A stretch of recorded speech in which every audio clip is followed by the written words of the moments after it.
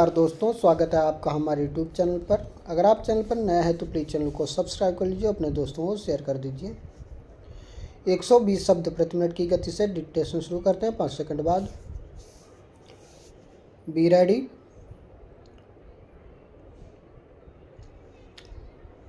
Start.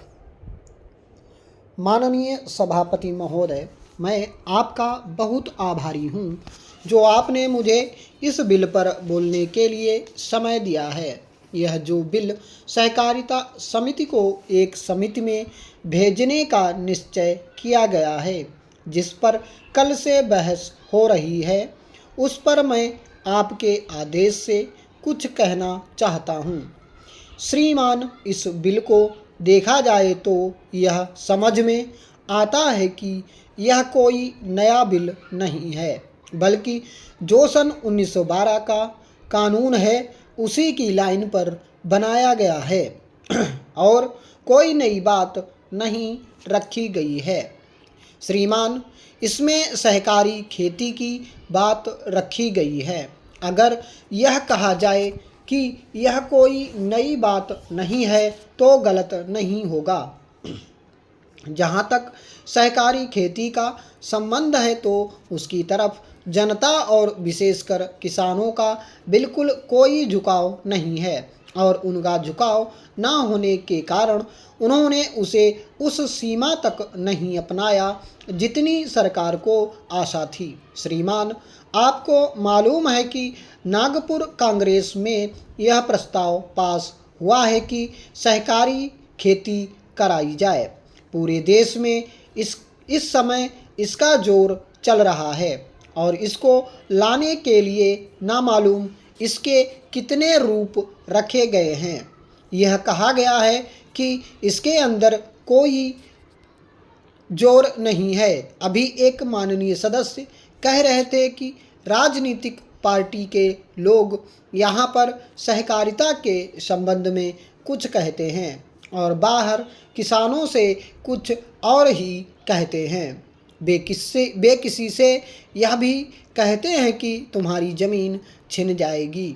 मैं यह निवेदन करना चाहता हूँ कि यह जो कहा गया है और किसानों के अंदर जो भावना पैदा होती है वह इस बिल से साफ स्पष्ट होती है कि वह गलत भावना नहीं है। मैं यह जानता हूँ कि जब किसान पार्टी का जोर बढ़ा और किसानों की आवाज़ ऊंची हुई तो सरकार ने और हमारे नेताओं ने यह कहना शुरू कर दिया कि हम सहकारी खेती को किसानों के ऊपर लादना नहीं चाहते, बल्कि यह तो किसानों की इच्छा पर है।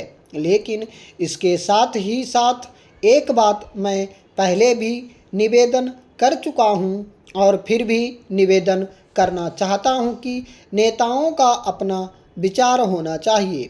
किसी सभा में जब यह कहा गया कि यह जो सहकारी खेती शुरू की गई है यह तो अंत में सामूहिक खेती की तरफ ले जाएगी।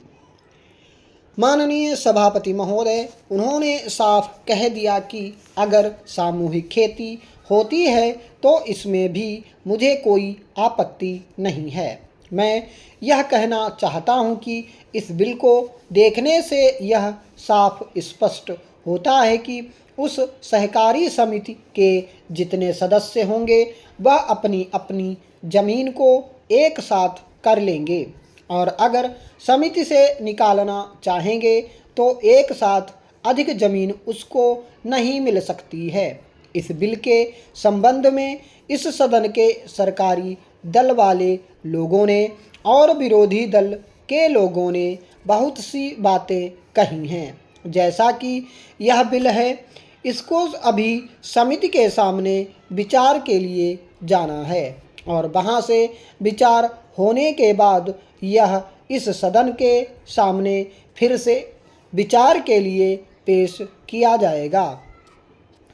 तब माननीय सदस्यों को पूरी तरह से यह अधिकार होगा कि जहाँ तक इसमें दी गई बातों का संबंध है उसमें परिवर्तन ला सकते हैं या उसको हटा सकते हैं। कल से जो बातें हो रही हैं वह सब नोट की गई हैं और मैंने बहुत सी बातों को सुना है। इस समिति में उन सब बातों पर विचार किया जाएगा। बहुत से माननीय सदस्यों ने इस तरह की बातें कही हैं, वह बहुत आवश्यक मालूम हुई हैं और जैसा कि मैंने कहा है उन पर विचार किया जाएगा। जहाँ तक सहकारिता का संबंध है, चाहे सरकारी दल वाले माननीय सदस्य हों, चाहे विरोधी दल वाले माननीय सदस्य हों, सबकी यह मांग है कि जब हम जनता के राज में विश्वास करते हैं और अपने यहाँ जनता का राज स्थापित कर लिया है और जबकि देश में गरीबी है और उसका गलत लाभ भी उठाया जाता है, तब सहकारिता की बहुत आवश्यकता है। इसको रोकने की आवश्यकता है। यह सभी लोगों की राय है। जहाँ तक इस सहकारी बिल का संबंध है, बहुत से माननीय सदस्यों ने बहुत सी बातें इसके संबंध में कही हैं। मैं सब बातों का विवरण में तो उत्तर नहीं दे सकता हूँ, लेकिन मैं थोड़े में विशेष बातों का उत्तर देने का प्रयत्न करूँगा। जैसा मैंने अभी कहा, जब हमने अपने यहाँ जनता का राज स्थापित किया है तो हमें अपने समाज के ढांचे को बदलना पड़ेगा। हमारे यहाँ गरीबी और अमीरी चली आती है। हमारे देश में एक गहरी खाई चली आती है और आज भी समाज में गलत लाभ उठाया जाता है। सभापति महोदय, हमारे देश में गृह मंत्रालय और गृह मंत्री का कितना महत्व है, इसका अनुमान इसी से लगाया जा सकता है कि स्वतंत्र भारत में गृह मंत्रालय का भार सरदार पटेल ने स्वयं अपने कंधों पर लिया। सरदार पटेल का साहस, उनका उत्साह और उनकी बुद्धि तीनों ही हमारे गृह मंत्रालय के लिए आदर्श का काम कर सकती हैं, परंतु दुर्भाग्य से सरदार के पश्चात इन तीनों बातों में कुछ कमी आती हुई दिखाई देती है। उदाहरण के लिए एक ही बात मैं कहना चाहता हूँ। 1962 में जब हमारे देश पर चीन का हमला हुआ तो 14 नवंबर 1962 को हम सब ने इसी सदन में खड़े होकर एक प्रस्ताव पास किया था, जिसके शब्द थे, भारत की भूमि जब तक हम शत्रु से स्वतंत्र नहीं करा लेते तब तक हमारा यह संघर्ष बराबर जारी रहेगा, भले ही वह कितना ही लंबा क्यों ना हो। लेकिन कुछ दिन बाद आगे चलकर हमने राष्ट्रीय एकता सप्ताह या दिवस मनाना शुरू किया तो हमने उस प्रतिज्ञा को कुछ दूसरे शब्दों में बदल दिया। उस प्रतिज्ञा के शब्द थे, मैं अपने देशवासियों के संकल्प को दोहराता हूँ कि मैं अपने देश की स्वतंत्रता तथा एकता की रक्षा करूँगा, चाहे इसके लिए कितना ही कड़ा और लंबा संघर्ष क्यों ना करना पड़े। मैं राष्ट्रीय एकता तथा बल के लिए तन मन से काम करने की शपथ लेता हूँ। लेकिन इस बार राष्ट्रीय एकता सप्ताह के सिलसिले में एक छोटा सा प्रकाशन भारत सरकार की ओर से प्रकाशित हुआ है।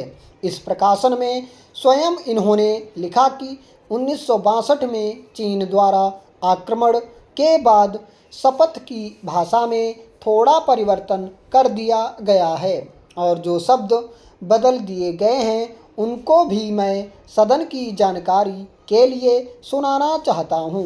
मैं प्रतिज्ञा करता हूँ कि मैं कभी हिंसा का प्रयोग नहीं करूँगा और मेरा विश्वास है कि धर्म, भाषा, प्रांत संबंधी तथा अन्य सभी राजनीतिक और आर्थिक विवादों का शांतिपूर्वक और संवैधानिक तरीकों द्वारा हल किया जाना चाहिए। अब मैं आपके माध्यम से जानना चाहता हूं कि 1962 में संसद ने जो निर्णय किया था, क्या भारत सरकार अपने उस निर्णय से हट रही है? अगर सरकार अपने निर्णय से हट रही है तो यह जो सरकारी प्रकाशन आया है जिसके द्वारा 1962 की शपथ में परिवर्तन किया गया है, इसका आधार क्या है? स्टॉप।